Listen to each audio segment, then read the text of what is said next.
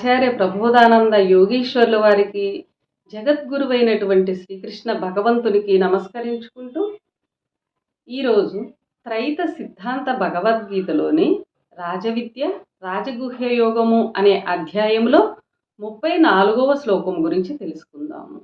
ఈ అధ్యాయంలో ఇది చిట్ట చివరి శ్లోకము. మన్మనాభవ మద్భక్తో మధ్యాజీ మాం నమస్కురు మామే వైష్యసి యుక్త్వైవ మాత్మానాం మత్పరాయణః. ఈ శ్లోకము సాకారము నిరాకారము గురించి తెలియచేశారు. భావము: నీవు నా మీదనే మనస్సు నుంచుము, నాకు భక్తునిగా నుండుము, నన్నే నమస్కరించుము, నన్నే ఆరాధించుము, నా మీద ధ్యాస కలిగి ఆత్మతో కూడిన నన్నే పొందగలవు. వివరము: ఈ శ్లోకములో సాకార భగవంతుణ్ణి, నిరాకార పరమాత్మను రెండింటినీ గూర్చి చెప్పబడి ఉన్నదని గ్రహించవలెను. ఈ శ్లోకములో సాకార భగవంతుణ్ణి, నిరాకార పరమాత్మను గురించి రెండింటిని గురించి వివరంగా తెలియచేశారు. ఇందులో యుక్త్వైవ మాత్మానం మత్పరాయణః అను వాక్యము నిరాకార పరమాత్మ సంబంధమైనది. దీనిలో నా ధ్యాసతో ఆత్మ యందు కూడుకున్నవాడు అని చెప్పబడినది. ఆత్మ నిరాకారమైనది. ఆత్మతో కూడుకోవటం అనగా యోగము చేయటము. కనపడని పరమాత్మ కొరకు కనిపించని ఆత్మను యోగము చేత ధ్యాస కలిగి ఉండువాడు చివరికి మోక్షము పొందును.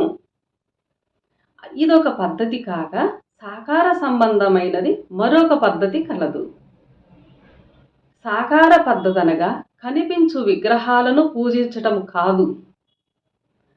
పరమాత్మయే భగవంతునిగా పుట్టినప్పుడు కనిపించు శరీరము గల ఆ భగవంతుణ్ణి పూజించటము, నమస్కరించటము, ఆయన మీదనే మనోధ్యాస కలిగి ఉండటము. అలాగే ఆయనకే మనము భక్తులుగా ఉండటము సాకారమునకు సంబంధించినదగును. ఇలా ఉండటం వలన సాకార ఆరాధన సామాన్యముగా లభించున్నది కాదు. పరమాత్మ భగవంతునిగా వచ్చు రాకయే ఎవరికీ తెలియదు. ఆ రాకను తెలియటమే కష్టము. ఆయన భూమి మీద ఉన్నప్పుడే సాకార పూజ సాధ్యమగును. ఆయన ఎల్లప్పుడూ భూమి మీద ఉండువాడు కూడా కాదు భగవంతుడు. కావున ఎల్లప్పుడూ ఆరాధించుటకు అనువైనది నిరాకార ఆరాధనే అని తెలుసుకోవాలి మనందరము.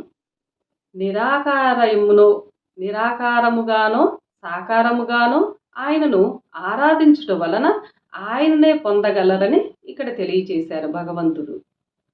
ఇదియే అతి రహస్యమైనది, అతి పెద్దదైన విద్య అని తెలియాలి.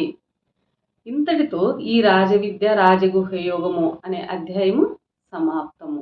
అందరికీ నమస్కారము.